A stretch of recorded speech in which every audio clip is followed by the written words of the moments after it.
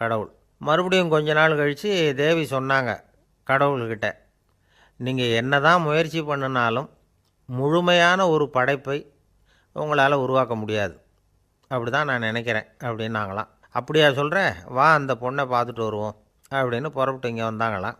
இங்கே வந்து பார்த்தா 4 கால் 4 கையோடு அந்த பொண்ணு ஒரு செவுத்தில் சாஞ்சி உட்காந்து அழுதுகிட்டு இருக்குது. இப்போ தேவி அந்த பொண்ணை சுட்டி காட்டி கடவுள்கிட்ட கேட்டாங்களாம், ஏங்க நீங்கள் அந்த பொண்ணுக்கு கையை கொடுத்தீங்க காலை கொடுத்தீங்க சரி, அந்த கண்ணீரையும் எதுக்காக கொடுத்தீங்க அப்படின்னு கேட்டாங்களாம். அதுக்கு கடவுள் சொன்னாராம், கையை கொடுத்தது நான் தான், காலை கொடுத்தது நான் தான், ஆனால் அந்த கண்ணீரை கொடுத்தது நான் இல்லை, அதை கொடுத்தது அந்த அம்மாவோட பிள்ளைங்க அப்படின்னாராம். இன்றைக்கும் அப்படி தான் பல பிள்ளைங்க அவங்க அம்மாவுக்கு கண்ணீரை தான் கொடுத்துக்கிட்டு இருக்கிறாங்க. அம்மாவை மதிக்கிற பிள்ளைங்க தான் இன்றைக்கி நல்லபடியாக இருக்கிறாங்கங்கிறது அவங்களுக்கு தெரியறதில்ல. தெரியாதனமாக இந்த வீட்டை